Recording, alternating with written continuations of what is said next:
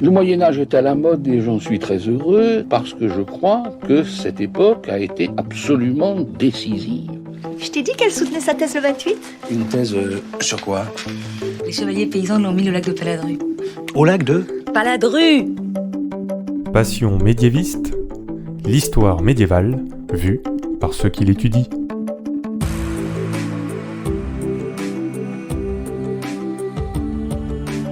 Qu'est-ce que vous savez du Moyen-Âge ?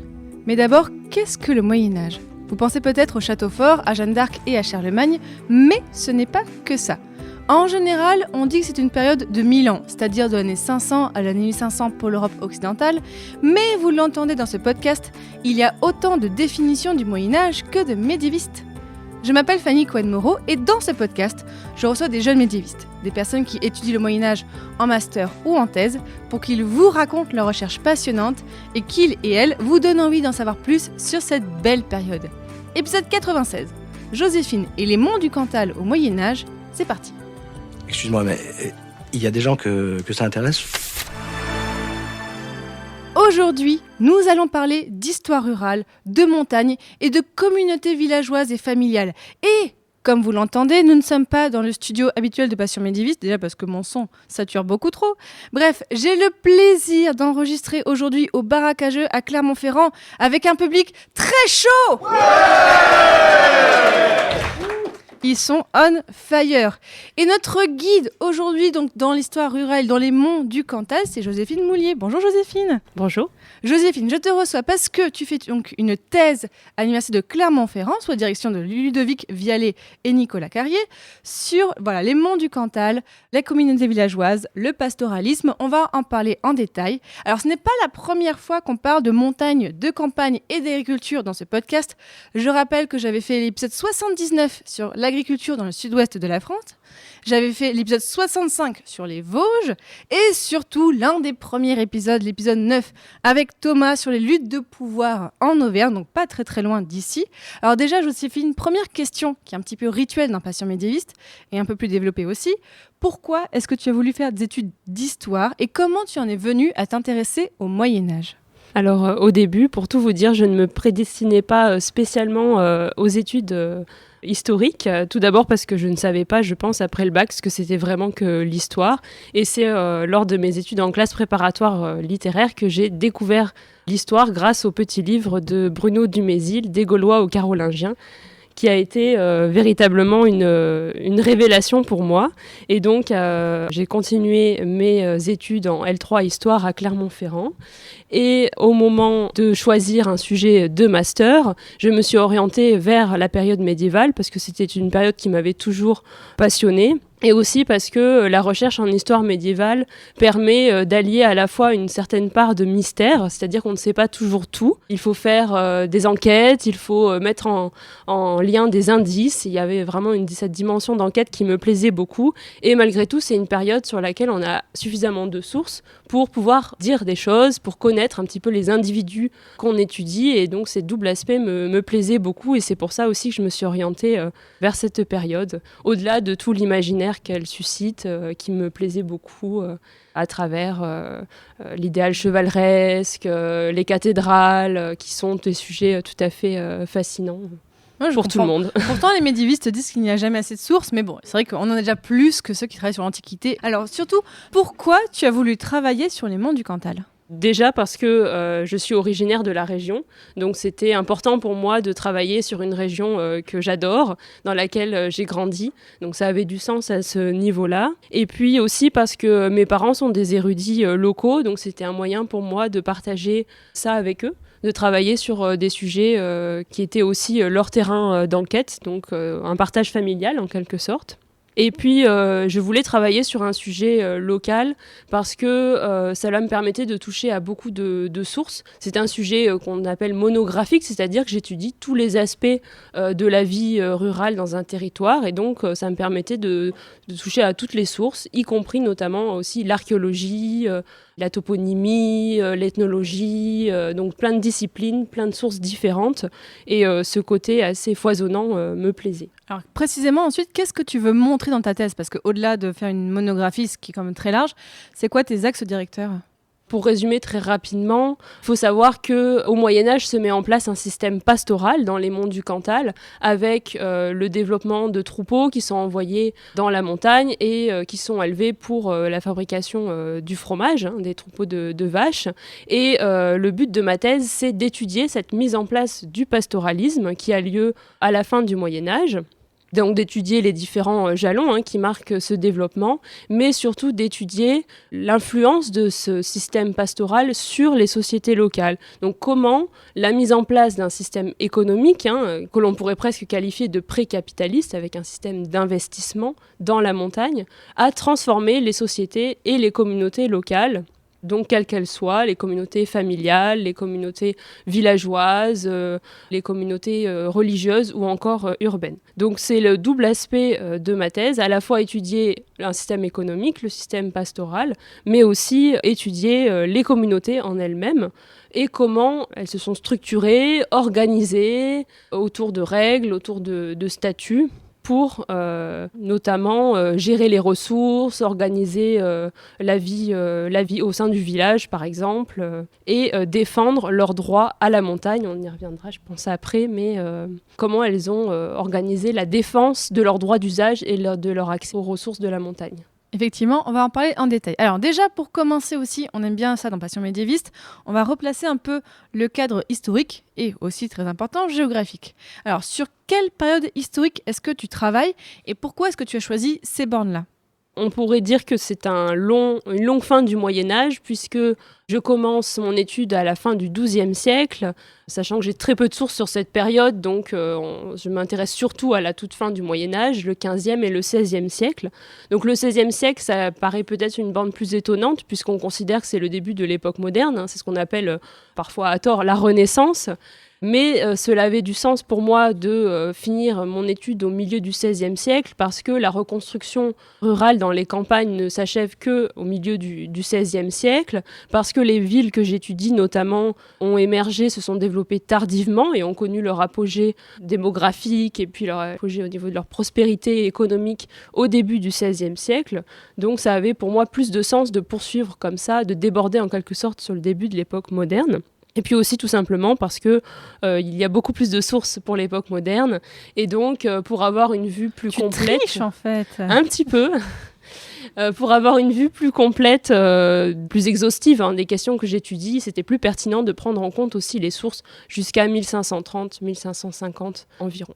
Et donc, très important, sur quel espace géographique est-ce que tu travailles, avec quelles limites ? Sachant que je mettrai donc sur le site Passion médiéviste, dans l'article qui accompagne cet épisode, je mettrai une carte pour, si les personnes ne connaissent pas la région, ils pourront se situer. Donc je travaille sur un espace géographique qui s'appelle les Monts du Cantal, qui a une identité géologique, qui appartient aujourd'hui au parc naturel des volcans d'Auvergne et qui se situe grosso modo dans le sud-ouest de l'Auvergne.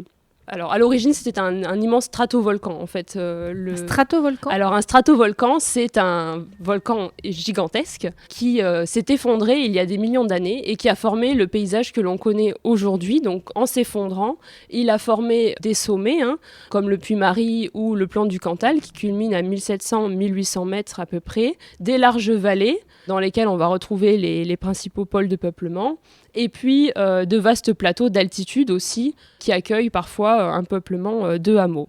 Et quelles sont les limites de ton... Enfin, c'est vraiment tous les monts du Cantal ?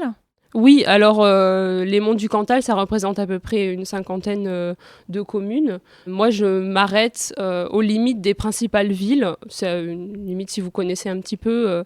le département actuel du Cantal, entre Aurillac, Saint-Flour et Mauriac, dans une zone qui est marquée par l'altitude, en fait, entre 600 et 1200 mètres d'altitude pour le peuplement permanent. C'est un espace de moyenne montagne qui est marqué par des contraintes telles que la neige, le froid, le gel, la pente, mais de manière beaucoup moins extrême que dans les hautes montagnes, comme les Alpes ou les Pyrénées. Donc on est dans un entre-deux entre la plaine et puis la haute montagne, qu'on appelle en géographie la moyenne montagne. Et donc dans cet espace, tu travailles sur les communautés, on l'a dit, et le pastoralisme, et donc plus précisément comment le pastoralisme modifie les communautés. Et donc on va explorer tout ça pour avoir une vision de qui étaient les personnes qui vivaient dans les monts du Cantal au Moyen-Âge et pour comprendre comment elles vivaient. Alors déjà, on va aller du plus gros au plus petit, en quelque sorte. Quelles sont donc les plus grosses concentrations humaines dans cet espace? Donc, quelles sont les villes sur lesquelles tu travailles? On ne peut pas, je pense, vraiment parler de très grosses concentrations Les plus humaines, grosses, on va dire. parce que le peuplement est assez faible, encore plus au Moyen-Âge. Les principales concentrations sont dans ce que l'on appelle des petites villes, des gros bourgs, que sont Murat et Salaire. Donc j'en parlerai à plusieurs reprises, parce que ce sont les 2 petites villes que j'étudie plus particulièrement dans ma thèse, parce qu'elles sont situées directement dans la zone des montagnes. Aurillac, Mauriac et Saint-Flour étaient aussi des villes fréquentées par les habitants de la région que j'étudie, de manière occasionnelle. Les habitants qui habitent dans la montagne se rendaient régulièrement dans ces villes pour aller dans une foire, un marché, aller voir le notaire, par exemple, plusieurs fois dans l'année. Donc il faut imaginer, d'après mes estimations, que Murat et Salaire accueillaient une population d'environ 500 à 1000 habitants, tandis que des villes comme Saint-Flour, Aurillac ou Mauriac étaient peuplées plutôt de plusieurs milliers d'habitants, jusqu'à 8000 pour Saint-Flour au moment du pic démographique avant la guerre de 100 ans. Sinon, le peuplement, il se répartit plutôt dans des gros villages qui accueillent l'église paroissiale, avec quelques centaines d'habitants, parfois moins, et puis des hameaux familiaux qui accueillent plusieurs familles dispersées autour de ces bourgs paroissiaux qui sont généralement situés dans les vallées et sur les plateaux. Donc si on reste encore un peu sur les villes, comment elles sont organisées du point de vue social ? Alors, la première caractéristique qui saute vraiment aux yeux quand on étudie ces villes au Moyen-Âge, c'est la surreprésentation des marchands et aussi des notaires. Ce sont des villes entièrement marchandes et commerçantes parce qu'elles se sont développées grâce au pastoralisme, justement. Et ces marchands, ils ont fait fortune, certains d'entre eux en tout cas, dans le pastoralisme. Donc, on a toute une population de marchands qui sont parfois de simples marchands du dimanche, on pourrait dire, des paysans qui font un peu de commerce, jusqu'à des marchands extrêmement riches qui occupent une position très importante dans la cité, qui font de très belles ascensions sociales. Donc ça, c'est vraiment la principale caractéristique de ces villes. Pour certaines périodes, j'ai pu recenser jusqu'à un chef de famille sur 2 qui se déclare marchand, donc la moitié de la population, ce qui est énorme. Donc ils sont marchands, c'est-à-dire quoi? Ils achètent le produit du pastoralisme et ils le revendent ailleurs? Alors, dans un premier temps, oui, ils font du commerce de fromage, parfois de tous les dérivés en fait, du pastoralisme, la viande, les cuirs, les peaux d'animaux. Et puis, progressivement, ils s'orientent dans un commerce beaucoup plus diversifié. On les retrouve au XVIe siècle en train de vendre tout un tas de choses, finalement, dans des grandes villes comme Toulouse ou Albi. Ils pratiquent le commerce du pastel, des poissons aussi, plus étonnants. Ils sont spécialisés dans le commerce du hareng entre l'Atlantique et la Méditerranée. Il n'y en a pas beaucoup à Clermont-Ferrand, dans le monde du Cantal, pardon. Oui. Mais c'est vrai, en fait, ils vont vendre les fromages dans des villes et puis ils reviennent avec d'autres produits. C'est un système donnant-donnant en quelque sorte. Et ils en viennent donc à se spécialiser dans des commerces plus originaux comme celui du pastel ou du poisson. Et puis au-delà de ces marchands, ce sont des familles dans lesquelles on va aussi retrouver beaucoup de notaires, des familles qui présentent un double profil entre le commerce et puis la pratique du droit. En dehors de ces familles qui constituent l'élite sociale de la ville, on retrouve une population d'artisans de manière très classique comme dans toutes les villes, des forgerons, des barbiers, des aubergistes qui forment une sorte de classe moyenne en quelque sorte. Et puis, beaucoup plus difficile à connaître, la population des paysans. Il y en avait sûrement, malheureusement, moi je les vois très peu dans les sources, parce que les sources qui sont à ma disposition, notamment les registres notariés, concernent principalement les élites. Il y a très peu de paysans qui viennent visiter les notaires dont on a conservé les archives. Et donc, je connais très mal cette population de paysans, ou même les catégories les plus modestes, les plus pauvres qui pouvaient vivre en ville. Et qui dirige les villes à cette époque-là ? Dans le cas de Murat, qui est une ville qui a obtenu un consulat dès le XIIIe siècle, donc une représentation politique, les habitants peuvent élire des consuls qui les représentent politiquement. Ce sont principalement les marchands qui occupent le devant de la scène, et certaines familles qui se font élire en tant que consuls. Parfois, on retrouve aussi des notaires ou des gens qui exercent des charges, comme par exemple, ils sont baillis, greffiers, c'est-à-dire qu'ils s'occupent de la justice, ou ils sont au service du seigneur. Dans le cas de Salaire, la ville n'obtient une autonomie politique que très tardivement, au début du XVIe siècle. Et donc, cette population de marchands qui aimerait avoir une autonomie politique, est obligé de composer avec le seigneur, qui ne lâche pas l'affaire jusqu'au début du XVIe siècle. Et ils sont souvent dans une posture d'affrontement. Donc ces représentants politiques de fortune, qu'on appelle des luminiers, qui n'ont pas vraiment de légitimité politique, c'est plus un arrangement local, qui s'opposent régulièrement aux seigneurs pour obtenir plus de droits, plus de liberté, une reconnaissance de leur statut. Bah tiens, d'ailleurs, je veux bien qu'on dise aussi, parce qu'on a été un peu vite là-dessus, sur les monts du Cantal en général, qui domine politiquement les monts du Cantal au Moyen-Âge ? Alors, c'est un territoire qui a été annexé dès le XIIIe siècle à la couronne, mais qui a comme particularité d'être, l'Auvergne de manière générale, d'être un apanage à certaines périodes, c'est-à-dire que c'est un frère du roi ou un membre de la famille royale qui gouverne en quelque sorte le territoire au nom du roi. Mais la figure royale, elle est très lointaine dans les monts du Cantal.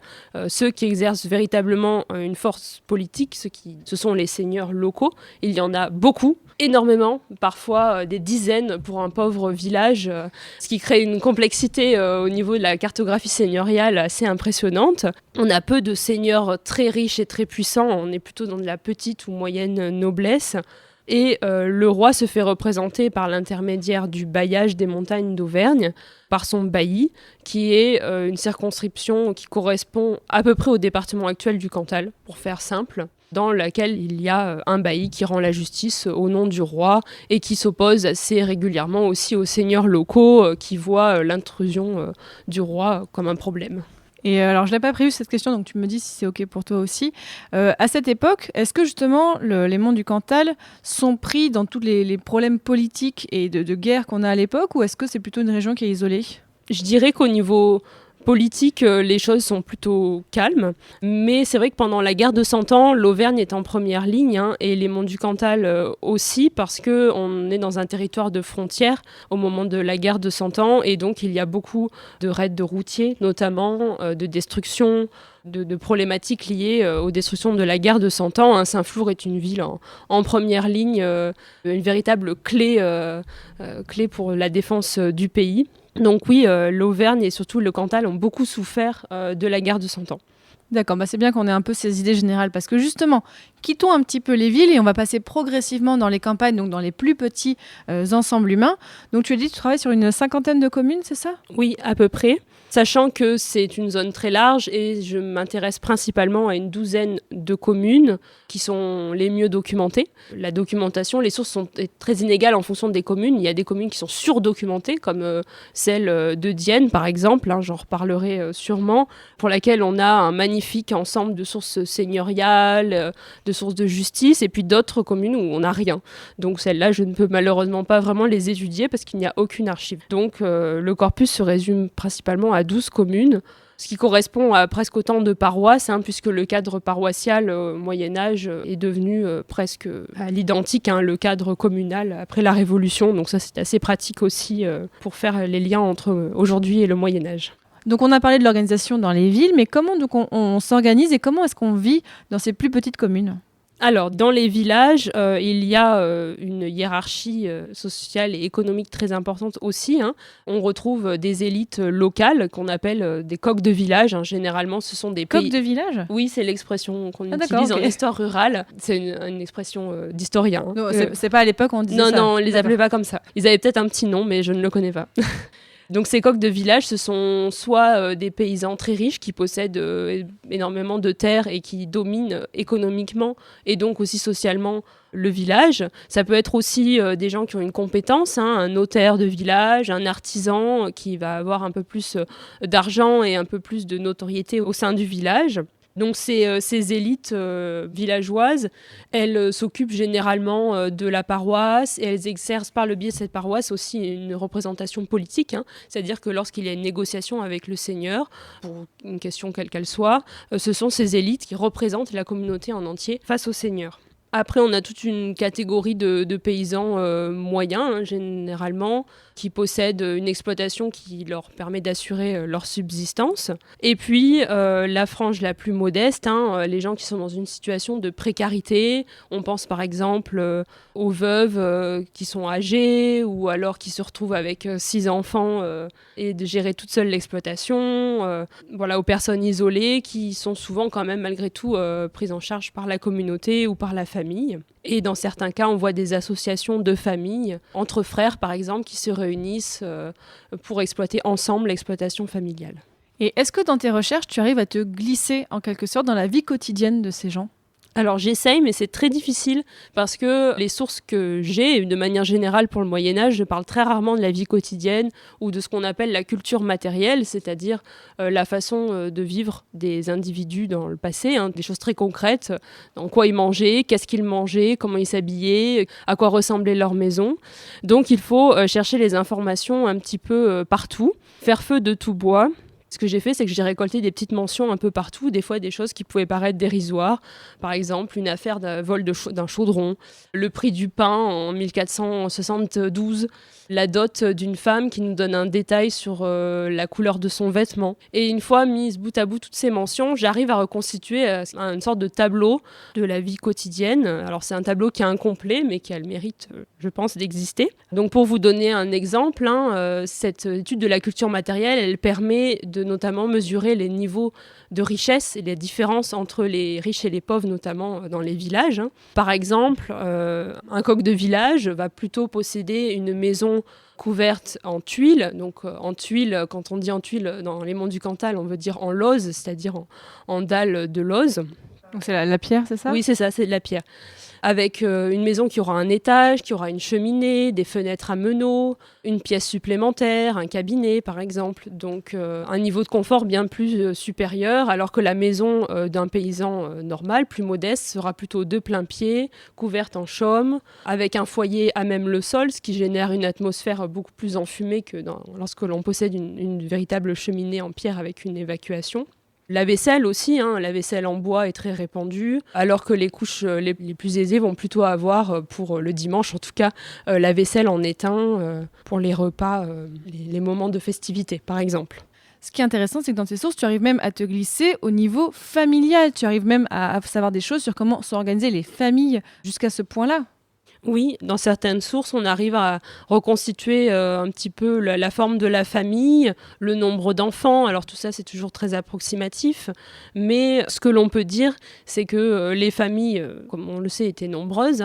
Et on vivait souvent en communauté familiale. C'est-à-dire que pour éviter de disperser le patrimoine au moment de la succession, on préférait le rassembler et exploiter en commun, entre frères, entre sœurs, le patrimoine familial. C'est très pratique dans les moments d'apogée démographique où on est très nombreux et il n'y a pas assez de terre pour tout le monde. Donc pour éviter que chacun ait une microscopique parcelle, on exploite en commun une exploitation qui est plus cohérente. Mais la terre leur appartient quand même ? Oui, c'est un particularisme peut-être, ou en tout cas c'est une caractéristique de la région que j'étudie. Il y a très peu de locataires en fait, de ce qu'on appelle des métayers ou des gens qui ne possèdent pas leur terre. La majorité des habitants sont propriétaires de leur exploitation. Après, c'est pas toujours suffisant pour vivre correctement. Mais ils sont quand même soumis à un seigneur. Ah oui, bien sûr, oui. Voilà. Mais ils tiennent ce qu'on appelle en censive, c'est-à-dire qu'ils payent une sorte d'impôt, le cens, à leur seigneur annuellement. Mais ils sont propriétaires de leur terre, c'est-à-dire qu'ils peuvent la léguer, ils peuvent la vendre, ils peuvent en faire ce qu'ils veulent. Et donc ça t'a fait des sources, oui, j'imagine. C'est pour ça que tu arrives à les étudier aussi. Oui, c'est toute la documentation seigneuriale, puisque les paysans n'écrivent pas ou très très très peu. Et donc c'est par le biais des registres seigneuriaux qui recensent justement toutes ces déclarations, qu'on pourrait appeler des déclarations d'impôts. Quand un paysan reconnaît tenir sa terre du seigneur, il donne une description de cette terre et il dit le montant du cens qu'il doit payer au seigneur. Donc là, c'est de la documentation très précieuse pour nous, parce que ça nous permet de voir un petit peu à quoi ressemblait une exploitation, combien d'hectares il y avait, lorsque les terriers, en tout cas, donc ces registres qu'on appelle des terriers, J'adore les terriers, sont c'est exhaustifs. J'adore le côté vie quotidienne et vie très pratique comme ça. Est-ce que tu as peut-être des anecdotes particulières sur des histoires familiales à nous raconter ? Oui, alors justement, ces communautés familiales, des fois ça tournait mal parce que vivre en commun dans des maisons toutes petites, c'est difficile. Donc il y a beaucoup d'histoires de conflits familiaux qui finissent parfois tragiquement, notamment que je peux retrouver dans ce qu'on appelle les lettres de rémission, c'est-à-dire quand quelqu'un a commis un crime ou même a tué quelqu'un, il peut demander une grâce royale, c'est-à-dire que le roi le gracie, voilà, merci. Et on a parfois les récits très détaillés de ces conflits familiaux. Ils n'arrivent pas à s'entendre au sein de la maisonnée, avec des insultes, avec souvent la cohabitation avec la belle-mère est compliquée aussi. Est-ce que tu as des souvenirs d'insultes ou pas ? Oui, alors ça tourne souvent autour de larrons, voleurs. J'en ai une magnifique contre une mère, mais je ne la dirai peut-être pas ici. J'avais prévu de te demander ça après, mais là, la plupart des sources que tu as sont en français, ou est-ce qu'il y a un patois local que tu vois dans les sources ?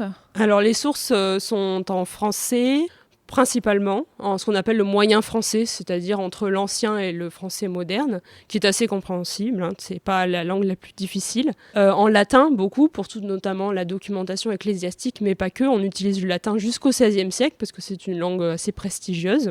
Et puis, il y a toute une documentation en occitan, mais dans un occitan local, une variante qu'on appelle le moyen occitan auvergnat. Waouh, moyen. Oui, pour les précis. Pour les linguistes, c'est une langue qui est utilisée principalement pour parler de la vie quotidienne, justement. Tout ce qui est trait à la culture matérielle, on utilise cette langue parce que c'est le vocabulaire technique qui est utilisé par les paysans. Il est évidemment dans la langue vernaculaire, la langue qui était parlée par tout le monde. Donc ça a été une difficulté parce qu'il a fallu apprendre cette langue. Mais je bénéficie de l'existence d'un dictionnaire qui a été fait par un linguiste local, Philippe Olivier, qui a été d'un secours immense pour justement traduire tous ces petits mots de la vie quotidienne qui n'avaient aucun sens pour moi avant que je travaille là-dessus. Alors là, maintenant, on a parlé des communautés. Parlons maintenant donc un peu plus aussi d'agriculture, même si bien sûr il y a un lien. Quel type d'agriculture est-ce que l'on fait dans les campagnes des monts du Cantal ? Alors, comme partout, on fait un peu de tout. Des céréales, à commencer, puisqu'il faut que chaque paysan puisse se nourrir. Il y a l'idéal d'autarcie dans chaque exploitation, qui n'est pas forcément toujours atteint, mais qui reste quand même un idéal. Donc, à commencer par le seigle et l'avoine, qui sont deux céréales qui sont bien adaptées aux terroirs de montagne, puisque les terroirs de montagne sont soumis à plus de contraintes que les terroirs de plaine. Donc le seigle, c'est une céréale un petit peu plus brute qui donne un pain beaucoup moins fin, par exemple, que la farine de froment, qui est plutôt destinée aux élites. On retrouve la culture du froment dans certains endroits, mais c'est seulement sur les meilleures terres et des cultures qui sont destinées plutôt aux élites seigneuriales ou urbaines. On retrouve aussi des cultures maraîchères dans les jardins, tout simplement, des légumes. La culture de la rave, qui semble assez répandue en Auvergne. Donc, c'est quoi la rave ? C'est un navet. Donc la rave d'Auvergne avait une certaine célébrité au XVIe siècle, en tout cas. Et puis déjà, j'ai pu retrouver quelques mentions de lentilles, ce qui est intéressant puisque en Planaise, aujourd'hui, on a la culture de la lentille de la Planaise, donc ça remonterait peut-être au Moyen-Âge, justement. Après, ce dont j'ai déjà parlé, ce qui est véritablement caractéristique de la région, c'est le pastoralisme. Donc il n'y a pas une spécialisation massive dans le pastoralisme, mais il y a une orientation, c'est-à-dire qu'on produit d'abord des céréales et ensuite on investit dans le pastoralisme à l'échelle d'une exploitation. Personne ne fait que de l'élevage bovin, il y a toujours une petite part d'agriculture céréalière. Donc les animaux, c'est qu'on n'a que des vaches ? Principalement des vaches, quelques moutons dans la frange sud, parce qu'on se rapproche justement du sud-ouest du département, mais c'est véritablement de l'élevage bovin. Après, évidemment, dans chaque exploitation, il y a des poules, un cochon, une chèvre pour l'alimentation quotidienne. Mais le pastoralisme dans les monts du Cantal, c'est un élevage bovin de vaches pour produire du lait, pour fabriquer du fromage et du beurre. Parce que voilà, forcément, on ne peut pas parler des monts du Cantal sans parler fromage. Parce que tu me l'as dit, il y a beaucoup de gens qui te parlent de ça aussi. Moi, c'est mon fromage préféré. Alors, on sait très peu de choses, malheureusement, sur le fromage qui était fabriqué. On sait qu'il était fabriqué directement dans la montagne durant l'été, dans des cabanes qu'on appelle des masucs. C'est des sortes de petites habitations temporaires, construites en matériaux périssables. À l'époque moderne, ces cabanes deviennent pérennes. On les construit en dur, ce qu'on appelle des burons. Peut-être que vous en avez entendu parler. Mais au Moyen-Âge, ce sont plus des cabanes. Donc, on fabrique dans ces cabanes le fromage grâce à la présure. C'est quoi la présure ? La présure, c'est ce qui permet de faire cailler le lait. et qui provient de l'estomac des animaux. Donc ce sont des vachers qui fabriquent le fromage dans les montagnes. On sait très peu de choses, il y a très peu de détails sur ce fromage. On a souvent une indication de poids et pas forcément une indication d'aspect ou de forme. Donc je ne peux pas dire si le Cantal d'aujourd'hui existait déjà au Moyen-Âge ou si même le Saint-Nectaire ressemblait. On sait qu'il y a des fromages de fourme qui sont sans doute plus gros et des fromages de gléo qui seraient sans doute plus petits. Ça veut dire quoi? Enfin, fourme, je sais pas ce que c'est, moi. C'est les appellations, en fait. Okay. Voilà. Une fourme, ça serait un gros fromage, tandis qu'un gléo, c'est le nom qui est donné dans les sources, ça serait un petit fromage. Mais c'est toujours on sait pas trop, en fait. C'est des interprétations des sources parce que les médiévaux n'ont jamais semblé bon de donner plus d'indications. Si jamais des gens nous écoutent et ont des sources qui donnent ces indications-là, n'hésitez pas à nous contacter. Est-ce que tu as vu des évolutions dans cette façon de faire de l'agriculture sur la période que tu étudies? Des évolutions, oui, puisque justement, l'époque que j'étudie voit la mise en place du système. Donc, il y avait quoi avant ce système? La montagne était plutôt un espace de pâturage, on pourrait assimiler à ce qu'on appelle le saltus, c'est-à-dire un espace qui appartient à personne. Donc là, je parle d'une période avant le XIIe siècle ou au XIIe siècle, un espace qui appartient à personne et à tout le monde. Donc les habitants pouvaient exploiter la montagne pour prélever du bois, pour envoyer leurs animaux, parce que tout le monde avait des vaches, mais il n'y avait pas d'exploitation lucrative en fait de la montagne. Et c'est à partir la fin du XIIe siècle et au début du XIIIe siècle que ce système se développe sous l'impulsion des cisterciens. Les cisterciens s'installent et en fait les cisterciens... Donc un ordre religieux, oui. Voilà, un ordre religieux, ce sont des experts, les cisterciens, dans toutes les techniques et notamment dans les techniques de l'élevage. Et donc ils viennent avec leurs experts en élevage, ils viennent avec des troupeaux, ils s'installent et ils obtiennent du seigneur local, le seigneur de Dienne, une donation, c'est-à-dire que le seigneur leur donne une portion de la montagne. Et eux, ils vont l'exploiter de manière lucrative pour faire des bénéfices. Bon, alors pour un ordre religieux, c'est un peu paradoxal, mais c'était le cas des cisterciens. Ils sont plus à ça près, de toute façon, je pense, en termes de paradoxe. Mais... Et ils créent un système économique qui est très performant au point qu'en fait, tous les seigneurs locaux vont vouloir le copier.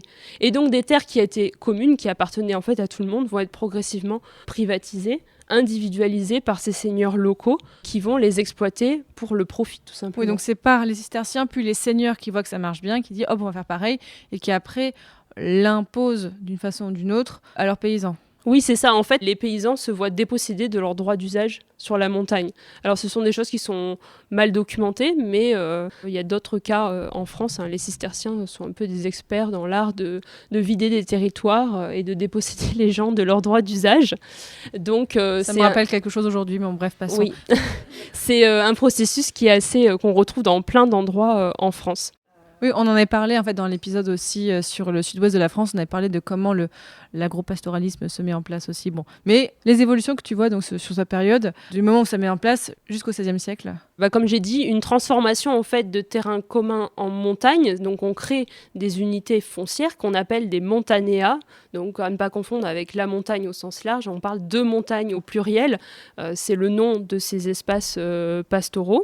Et ces montagnes sont d'abord exploitées par les seigneurs et puis au fur et à mesure qu'ils rencontrent des difficultés financières, ils vendent des portions de montagne à des urbains, à des élites, à des investisseurs et donc on a tout un marché. Comme aujourd'hui avec les Parisiens qui viennent partout. Okay, voilà. C'est pareil en fait. Okay. On a un marché une spéculation sur la montagne. Chacun veut acheter son petit bout de montagne pour faire du profit tout simplement, pour s'enrichir. Et on a un phénomène très intéressant qui est celui des habitats désertés, c'est-à-dire que la montagne n'était pas un terrain complètement vierge d'habitat, puisqu'au moment de la croissance, donc c'est la croissance s'étend du XIe au XIIIe siècle à peu près, on est dans une période d'apogée démographique, il y a des habitants qu'on pourrait qualifier de pionniers qui s'installent en fait dans la montagne et qui créent des villages, des hameaux et un terroir cultivé. Donc on a de l'agriculture permanente dans la montagne. Sauf qu'avec les crises, avec la dégradation climatique du XIIIe siècle et avec la pression économique liée à la création des montagnes, ces habitats sont progressivement désertés et rachetés par ces investisseurs pour être transformés en pâturage. Donc on a la conversion de terroirs cultivés en montagne vers des pâturages. Donc ça, c'est très intéressant parce que ces villages désertés, ils existent encore sous la forme de ruines. Il y en a certains qui ont été fouillés Plusieurs villages ont été fouillés et puis il y en a encore des dizaines à découvrir dans la montagne, soit grâce aux photographies aériennes, soit grâce au relevé LIDAR. Le LIDAR, tu peux expliquer ce que c'est ? Oui, c'est un radar qui scanne en fait et qui fait ressortir toutes les structures archéologiques qu'on voit pas forcément. Tous les reliefs de la Terre. Voilà, c'est ça, tous les reliefs et tout ce qui est aussi dans les forêts qu'on voit pas sur les photographies aériennes. Donc ça, c'est très pratique. Et puis dans les sources écrites, les archives, il y a aussi plein de mentions de ces habitats qui autrefois étaient habités et puis qui sont progressivement désertés et les terroirs sont transformés en pâturage. Donc, à part ces ruines, qu'est-ce qui nous reste, à part ces ruines et les archives bien sûr, mais qu'est-ce qui nous reste aujourd'hui de l'agriculture de cette époque ? Alors tout le système pastoral qui en fait s'est mis en place au Moyen-Âge et puis a perduré dans le temps jusqu'au milieu du XXe siècle. On produisait encore le fromage dans les burons, dans la montagne, donc le fromage qu'on connaît bien aujourd'hui, le Cantal. Aujourd'hui, il y a eu quand même des changements, c'est-à-dire qu'on élève plutôt les bovins pour leur viande et non pour leur lait, pour des raisons pratiques en fait. Mais économique aussi ou pas ? Économique, oui, parce que c'est plus rentable de faire de la viande et puis c'est beaucoup plus simple, ça nécessite beaucoup moins d'infrastructures que de produire du lait où il faut organiser la traite des vaches, il y a beaucoup plus de maintenance en fait.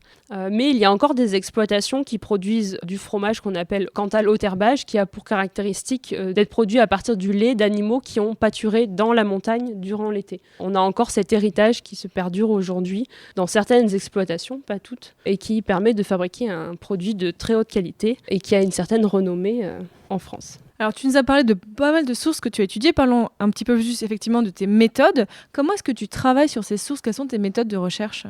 Pour les sources, c'est vrai que j'en avais étudié déjà beaucoup lors de mon master. Donc en thèse, j'ai principalement continué mon travail de recherche.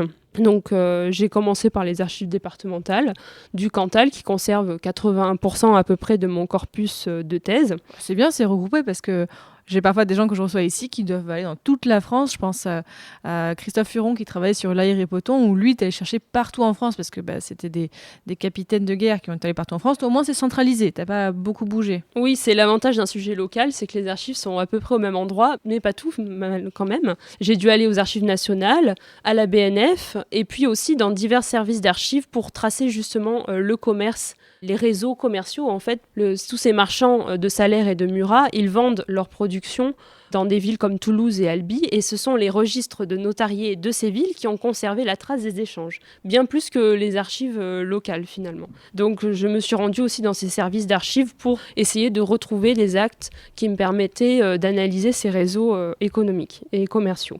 J'essaye de prendre en photo au maximum les archives quand je suis sur place pour pouvoir les retravailler chez moi parce que tout faire aux archives, ça serait impossible en termes de logistique. Surtout qu'il faut aller à Aurillac et c'est compliqué quand on a un réseau de transport en commun pas toujours très performant. Et une fois chez moi, j'ai fait un premier dépouillement de toutes ces archives en les passant en revue, notamment tous les registres, page par page, en essayant de les dépouiller et de recenser toutes les mentions intéressantes. Alors un dépouillement qui est assez grossier dans un premier temps, je ne dépouille pas exhaustivement tout ce que je trouve parce que des fois, il y a des mentions qui en fait ne me serviront pas. Donc pour éviter de travailler inutilement, je fais d'abord un premier repérage et ensuite, lors de la rédaction, je reviens sur mes sources et je les dépouille plus exhaustivement, tout simplement pour éviter de travailler deux fois.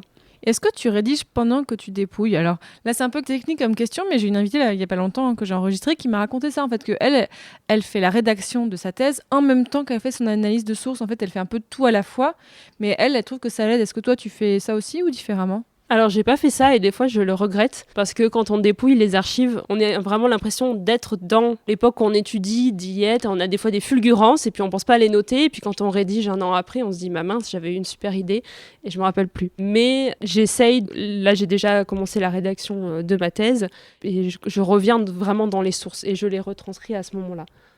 Et quelles sont les difficultés, donc à part linguistique, quelles sont les difficultés que tu rencontres ? Alors en premier lieu, la paléographie, puisque c'est une vaste période que j'étudie avec toutes sortes d'écritures. Donc oui, c'est comment tu dois déchiffrer l'écriture, c'est ça la paléographie ? Oui. Déchiffrer toutes les écritures. Donc les écritures du XIIIe siècle, par exemple, elles sont très propres, bien écrites, normal, c'est en latin, avec des abréviations assez codifiées. Donc là, c'est les plus belles archives. Plus on avance, plus on avance dans le temps, plus c'est difficile. Et notamment au XVIe siècle, les notaires écrivent comme des cochons. Avec des grandes boucles et tout ça ? Avec des grandes boucles. Des fois, ils finissent même pas leurs mots, c'est juste un trait.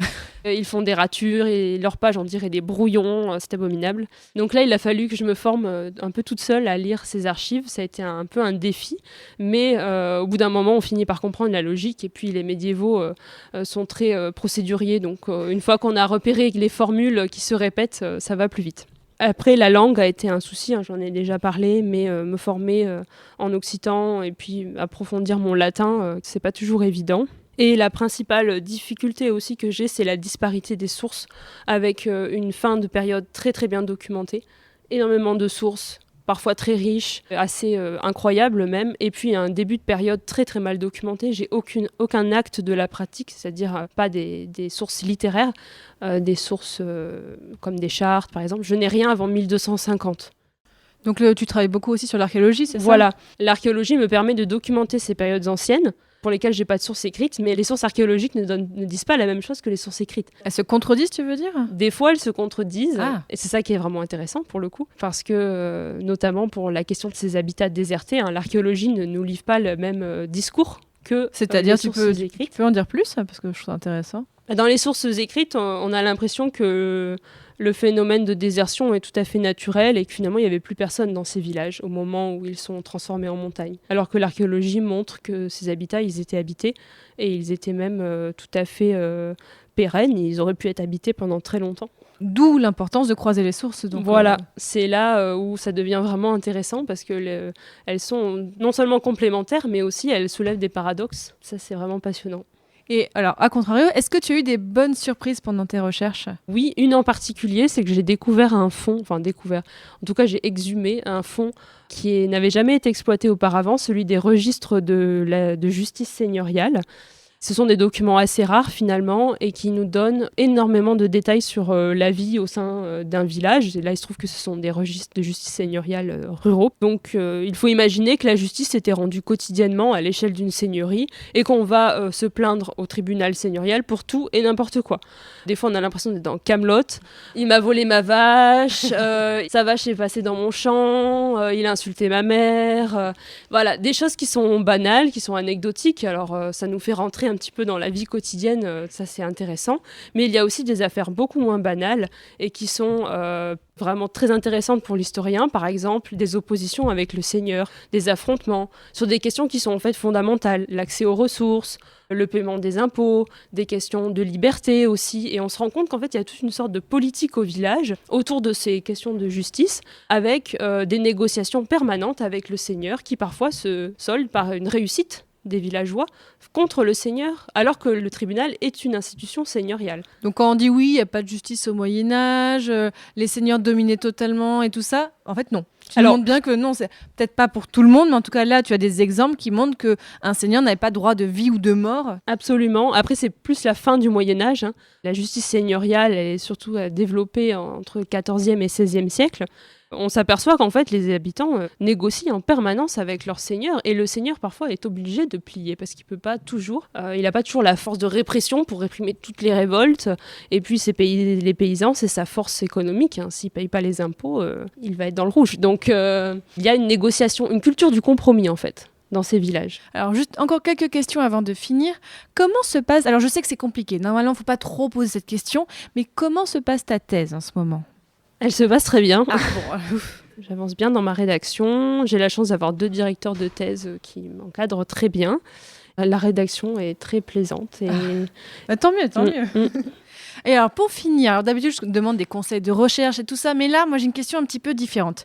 Est-ce que tu aurais peut-être 1 ou 2 conseils d'endroits dans les monts du Cantal à recommander, qui seraient peut-être, selon toi, pas assez connus, pas assez visités, voilà. Est-ce que tu aurais des conseils un peu touristiques ? Alors, réserver 1 semaine ou 1 mois de vacances. Ah, voilà. Je conseillerais, même si ce sont des lieux quand même assez connus, de visiter Salers et Murat, donc ces 2 petites villes, parce qu'elles ont conservé leur architecture Renaissance, justement. On peut se balader dans Salers en s'imaginant être au XVIe siècle, parce que c'est aujourd'hui un plus beau village de France, et c'est vraiment un très très bel endroit, et Murat aussi a conservé un centre historique de l'époque Renaissance très beau. Après, dans les endroits moins connus... Oui, on veut des pépites, recommande-nous. Je conseillerais d'aller visiter le village de Dienne, dont j'ai déjà déjà parlé, qui est vraiment situé dans la montagne avec des paysages magnifiques, une magnifique église romane du XIIe siècle et puis de très belles randos à faire notamment dans la montagne du Perarche, qui était une montagne communautaire au Moyen-Âge, ce qui est très rare. Et puis, dernière recommandation, le village de Cotteuge, qui est un de ces villages désertés dont je vous ai parlé, et qui est accessible au public. On peut voir les ruines de ces maisons, qui sont des toutes petites maisons, qui étaient habitées au XIVe siècle et qui ont été désertées après.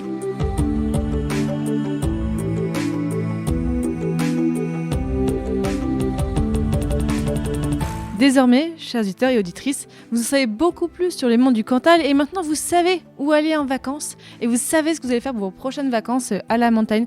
Donc merci beaucoup Joséphine, c'était passionnant, merci beaucoup et bonne continuation pour ta thèse.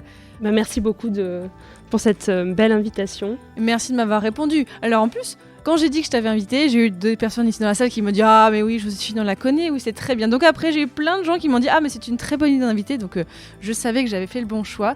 Donc merci beaucoup d'avoir accepté mon invitation.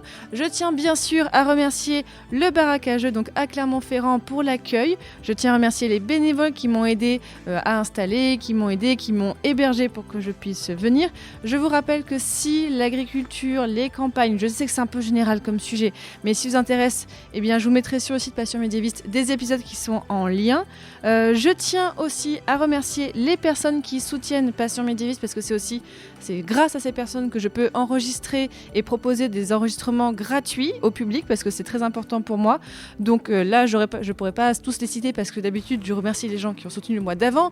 Sachant que cet épisode sortira dans plusieurs mois après son enregistrement, là, je peux pas. Mais vraiment, merci beaucoup à toutes et à tous. Voilà, à partir de 1 € par mois, vous pouvez le faire et ça m'aidera énormément. Et en plus, si vous soutenez, eh bien, vous pouvez ensuite accéder au Discord de Passion Médiéviste qui est un peu une sorte de forum général où on parle, où vous pouvez avoir je vous raconte des choses en avant-première sur les épisodes, où on échange des photos de nos animaux qui sont magnifiques. Vous êtes que team chien ou team chat, venez en parler. Je vous renvoie aussi vers les réseaux sociaux de Passion Médiéviste. Et alors là, j'ai un petit défi aussi pour vous. Alors, quel que soit le réseau social où vous me suivez, je voudrais savoir quel sujet vous aimeriez que je traite dans Passion Médiéviste. Parce qu'on approche bientôt de l'épisode 100. Donc, avec mes invités, j'ai eu le plaisir et la chance de parler de plein de sujets différents. Et je sais que parfois vous me dites oui, parle de ci ou de ça. Mais là, vraiment, j'ai envie de savoir de quoi vous aimeriez que l'on parle dans la prochaine centaine d'épisodes qu'il y aura de Passion Médiéviste. Donc merci beaucoup à toutes et tous d'avoir écouté. Et je vous dis à bientôt pour un prochain épisode de Passion Médiéviste. Salut!